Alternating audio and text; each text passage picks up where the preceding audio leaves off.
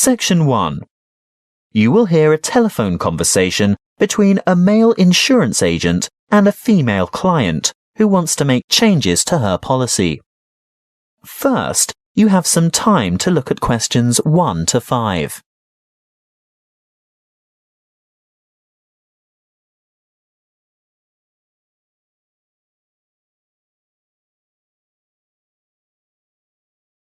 Now we shall begin. You should answer the questions as you listen, because you will not hear the recording a second time. Listen carefully and answer questions 1 to 5. Good morning, Tauber Insurance Company. How can I help you? Good morning. I want to alter my insurance policy. Is that for your house, contents or vehicle? My vehicle. Can you give me the number of the policy, please? Certainly, I have it here in front of me. It's ZQW 5009. And what make and model of car is it? It's a Mazda Marvel. And what's the CC rating? Sorry, what do you mean? How big is the engine? Is it 1,500 or 1,800 cc, for example? Oh, that. It's actually much bigger than that. It's 2,500 cc. Thank you. Now, I just have to ask you a few questions to verify your identity. What name is the policy under? Heathcote. Let me just bring that up on the computer. Yes. Can I just confirm your first name, please? Well, my first name is Lisa, but I'm known by my middle name, Marie. Right. I see both here, but Lisa is the one I want for ID purposes. And your date of birth, Lisa? I mean, Marie. The 22nd of August, 1955. Correct. Just one more question before we get started. Can you remember the password on this policy? Oh dear, I didn't know I had a password on it. Everyone has a password. Would you like to take a guess? Possibly it's my mother's name. And what would that be? Sophia. Sorry, guess again. All right. Oh, I remember now. It's my grandfather's name, Jack. Yes, followed by some numbers. 1897, right? Correct. Now we can get down to business. What exactly do you want to change? Well, a couple of things. Firstly, I think it's overvalued at the moment. Can we reduce the value by $5,000? You mean bring it down to $15,000? Yes, I'm sure it's lost quite a bit of value over the past year. Done. Now, what's the other thing? Before you hear the rest of the talk, you have some time to look at questions 6 to 10.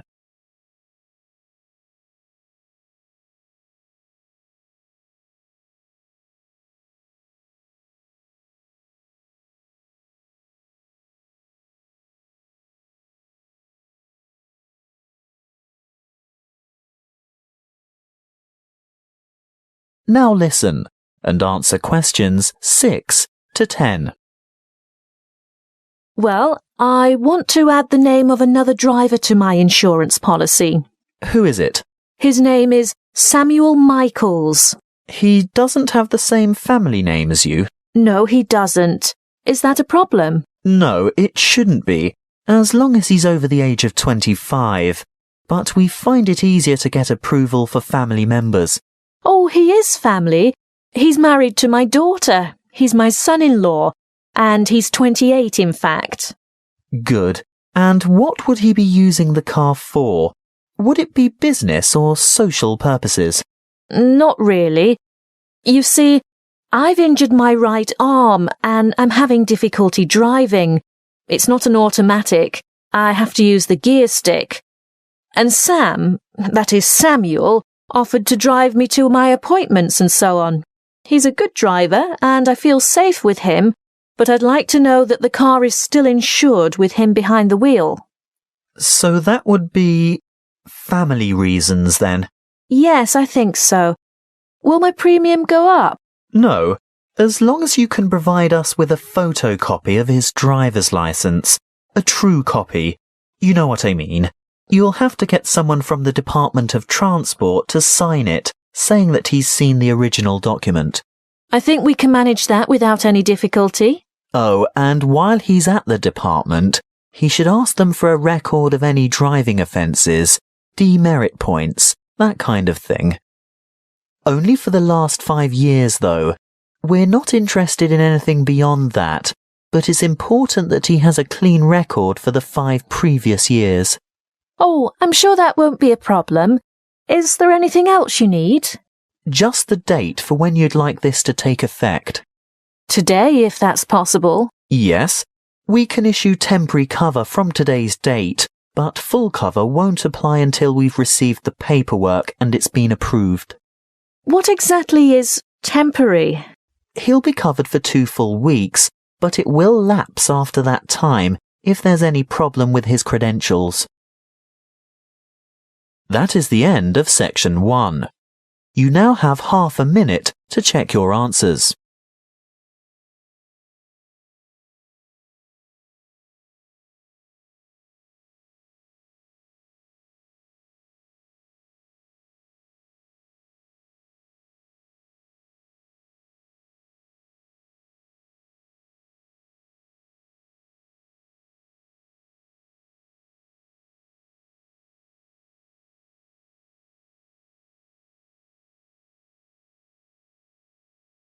Now turn to section 2. Section 2. You will hear a counsellor from Health Services talking about confidence and goal setting. First, you have some time to look at questions 11 to 16.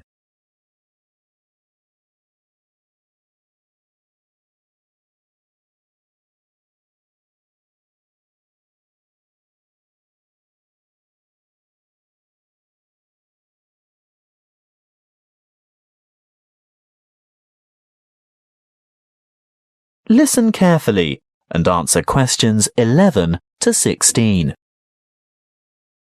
Hello, I'm Jo from Health Services, and I'm pleased to be here talking to you today. You've come here today to learn more about gaining confidence and setting goals. How many of you are truly positive thinkers? Positive thinking is the key to confidence. It doesn't matter whether you are playing a sports match, facing an interview, or preparing for an exam. If you apply positive thinking, you will gain confidence. This is the secret. Positive thought patterns. Positivity leads to confidence, which, in turn, will optimize your performance. What is the one simple mental strategy that all confident people have in common? They concentrate on success. But don't they ever fail? Don't they make mistakes?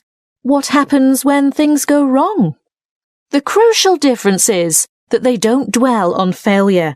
Everybody makes mistakes. I mean, how else do we learn?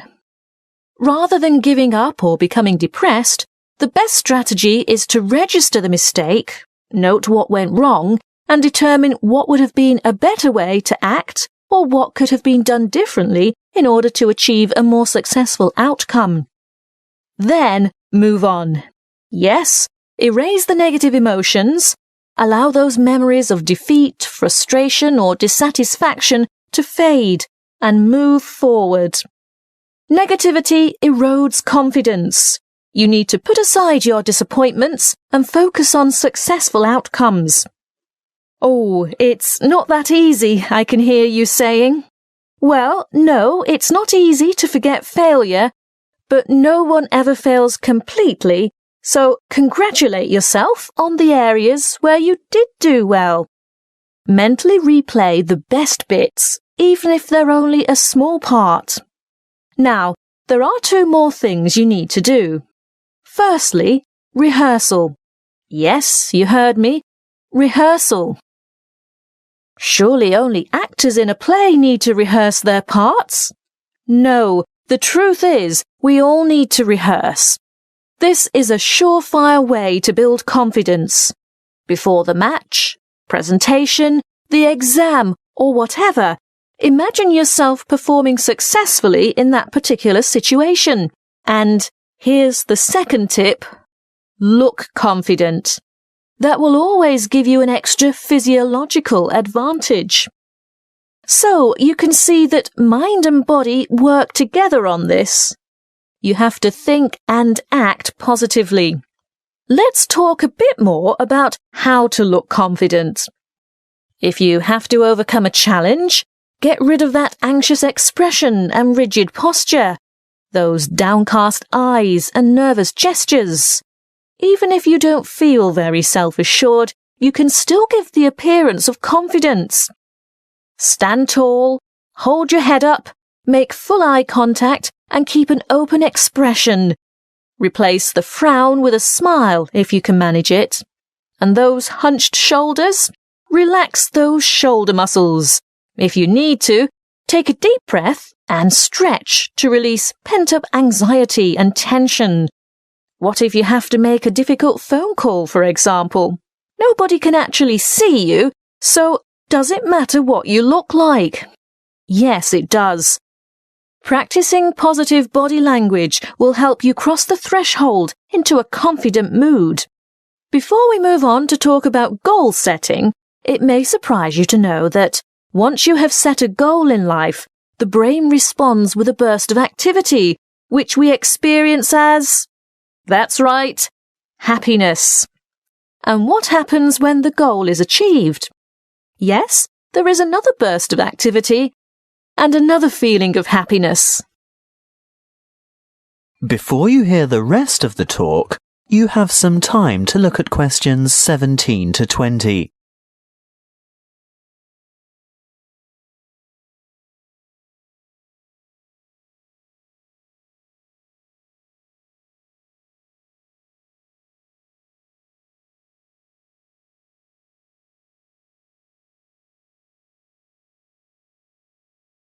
Now listen and answer questions 17 to 20. As you can see, the recipe for a happy life is to maintain a positive attitude and keep setting and achieving your goals. So, whatever your goal, whatever it is that you're aiming for, a new job, losing weight, giving up smoking, graduation, you need an appropriate, and by appropriate I mean achievable goal. That's the first step. The next thing to consider is motivation. How do you get going? Well, it's more likely to motivate you if you think of the rewards of success rather than focus on failure or what you might lose. So, you need to establish your incentives. After that, you'll have to work out the various stages and phases that you'll need to go through along the way and prepare for each one of them. If you're not naturally motivated, keep the targets small and achievable. But it really is important to ensure you collect the resources to accomplish the various steps. If you have performed that particular task before, you may already have the resources, or at least know where to get them from. If not, ask someone who has already succeeded. When you have got this far, the next stage is obvious. Yes, you have to take the first step. That's not quite all there is to it, though. The final thing is to remember to keep track of what you've accomplished. In other words, be sure to maintain a progress log. That way you can look back at your previous small successes and watch your progress along the way to achieving your goal. That is the end of section 2. You now have half a minute to check your answers.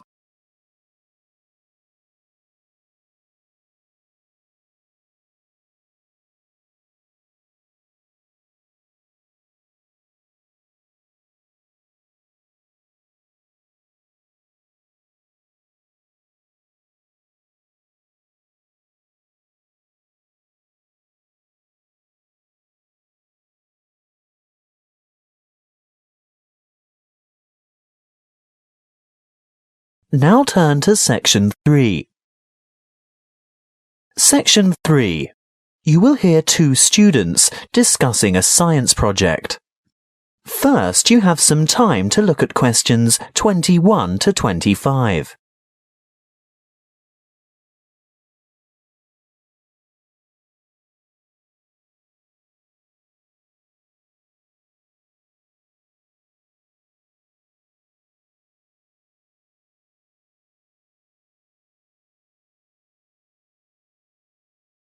Listen carefully and answer questions 21 to 25. Hi, Julia. Hi, Bob. Thought about the science project yet? Which one? The presentations are scheduled for next month. The experiments that you and I are working on to demonstrate density, buoyancy, and the compression of gases. That'll be complicated. Well, it's not supposed to be. It'll be part of the Making Science Simple series that's being showcased next year, and we have to be ready to demonstrate by the end of next week. Oh, well, simple, you say? Yes, not just the concept, but the materials too. We have to use cheap, readily available common items. Expensive lab equipment is out of the question. I remember something about using recycled or throwaway items if possible. Anything portable that we can bring into the lab. That's right. Well, any ideas for the project? What about the classic Cartesian diver? Is that the same as a Cartesian devil? The invention named after the famous French physicist René Descartes. Yes. A long time ago, superstitious people labelled it that because they couldn't comprehend the scientific principles it demonstrated. They thought it was black magic. How shall we do it?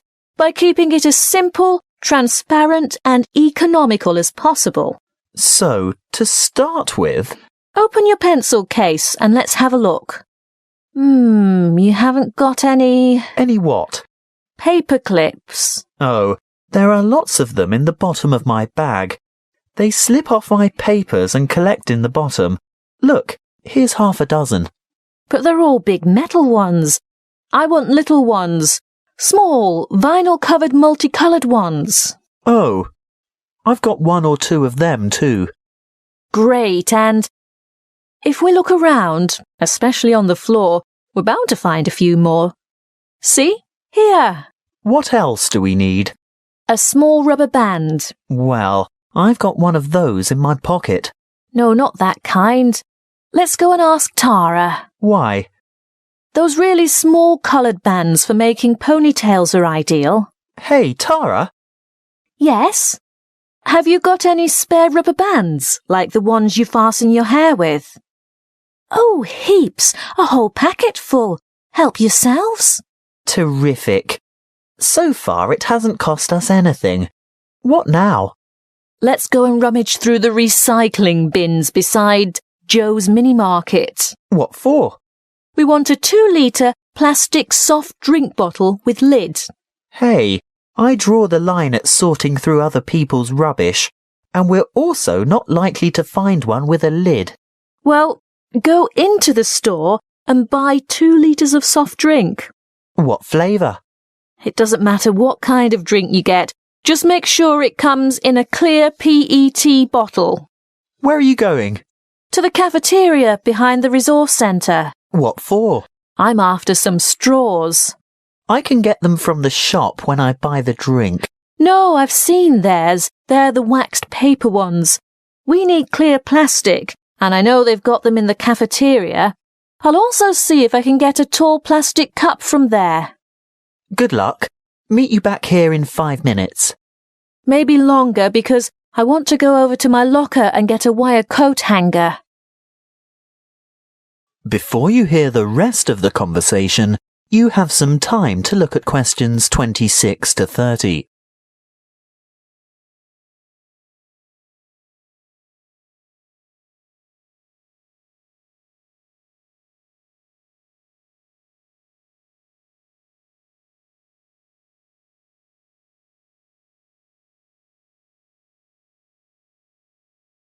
Now listen and answer questions 26 to 30.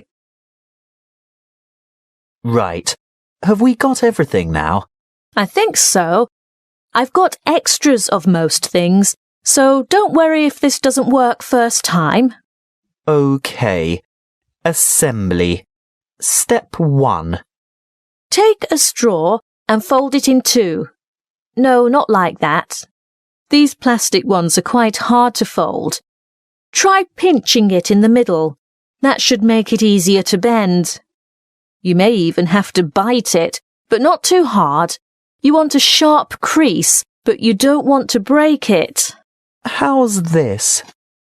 Good. Now, second step. Wrap a rubber band several times around the ends to hold them together. Then? Add weight to the diver. So, this straw is the diver? Yes. See how I'm pulling the outside end of a paperclip out a bit? Now, hook the part I bent out into the rubber band that's holding the straw together. No, not that way. It'll fall off. That's right. Turn it over. Now, hook 2 or 3 more paper clips on. It's hard to say how many we'll need. The idea is to get the diver to be almost all the way submerged, but not quite. We can put it in this tall cup of water to test it. What do you think? Too buoyant? Add another paperclip? I think so. OK, on to the next step. Have you got the empty bottle? Not quite. What do you mean? Well, it's not quite empty. Pour some into this cup for later. Good. Now, fill the bottle with water all the way to the top and we'll gently lower the diver in. Great. Now put the cap back on. And then? The final step is the demonstration of our experiment. You will see that when I squeeze the bottle, the diver sinks, and when I let it go, the diver rises. When you squeeze, the air bubble trapped in the straw compresses and the water rushes in, making it heavier, so it sinks. And the reverse happens when you release the bottle. What's the coat hanger for? Oh, that. If our experiment didn't work the first time and our divers stayed on the bottom, we'd have had to fish it out with a piece of wire or a hook of some kind. It's best to be prepared. That is the end of section 3. You now have half a minute to check your answers.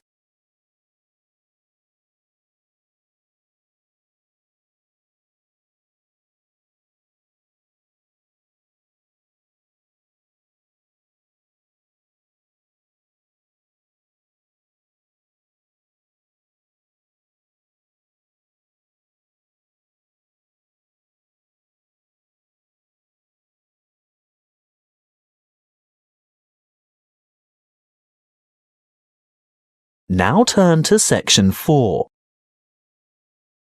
Section 4. You will hear a lecture on volcanic activity and its effect on the atmosphere. First, you have some time to look at questions 31 to 40.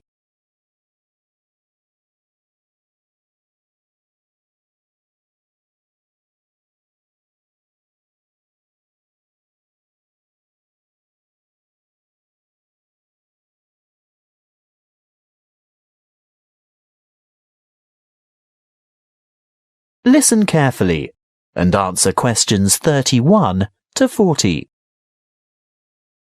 Good morning, everyone. In these environmental science lectures, I guess you're all used to hearing about global warming. Well, I'm here today to talk to you about one particular volcano and its effect of global cooling. I'll begin by going back a little bit in time. Towards the middle of 1991, the second largest volcanic eruption of the last century occurred in the Philippines, not far from the capital city, Manila, on the island of Luzon. Mount Pinatubo belongs to a chain of volcanoes in the area, and this was by no means its first eruption. There is evidence of eruptions from approximately 500, 3,000 and 5,500 years ago. The events of the 1991 Mount Pinatubo eruption began in July 1990, when a magnitude 7.8 earthquake occurred 100 kilometers northeast of the Pinatubo region. The sleeping giant was reawakened, but few people had any idea of what was in store for them. In mid-March 1991, many earthquakes were experienced around Mount Pinatubo, and this is when volcano scientists, or volcanologists as they are called, started their investigation of the mountain. Before the disaster, thousands of people lived in very close proximity to the mountain, and on April 2nd, small explosions from vents near the crater dusted their villages with ash. This resulted in the order for evacuations of 5,000 people later that month. Earthquakes and explosions continued to harass the residents, and on June 5th, a Level 3 alert was issued for 2 weeks because of the possibility of a major eruption. However, the appearance of a large amount of lava protruding from the mountain on July 7th led to the announcement of a Level 5 alert on June 9th, indicating an eruption in progress. An evacuation area within 20 kilometers of the volcano was established, and this time 25,000 people were evacuated. On the following day, Clark Air Base was evacuated, and the danger radius was extended to 30 kilometers from the volcano, resulting in the total evacuation of 58,000 people. On June 15th, just after midday, the eruption of Mount Pinatubo commenced and lasted for 9 hours, causing numerous major earthquakes due to the collapse of the land at the top of the mountain and the creation of a huge caldera. What's a caldera, I hear you say? Well, it's obvious really. With a huge eruption such as this, where enormous amounts of material have exploded into the air, the summit falls into what is now an empty chamber, and thus forms a large crater. As luck would have it, as the eruption was taking place, a tropical storm was passing just to the northeast of Mount Pinatubo, bringing a lot of rainfall to the area. The dust and cinders that had been thrown up into the atmosphere combined with the water vapor from the storm to cause a rainfall of tephra that fell across the whole island of Luzon. Most of the people who perished during the eruption did so because of the weight of the ash collapsing roofs and killing the occupants of the houses. If it hadn't been for that passing storm, the death toll would certainly have been much lower. But that's not all. Besides the ash, Mount Pinatubo expelled between 15 and 30 million tons of sulfur dioxide gas. Can you guess what happened next? Yes, the sulfur dioxide mixed with water and oxygen in the atmosphere to become sulfuric acid, which is a major contributor to ozone reduction. The eruption plume from Mount Pinatubo reached high into the atmosphere, attaining an altitude of 34 kilometers, and the resulting aerosol cloud spread around the Earth in 2 weeks and had covered the planet within a year. During the years 1992 and 1993, the ozone hole situated over Antarctica reached an unprecedented size. The cooling effects of this cloud over the Earth were remarkable. It reduced global temperatures considerably. In the United States, for example, we experienced our 3rd coldest and 3rd wettest summer in 77 years during 1992. That is the end of section 4. You now have half a minute to check your answers.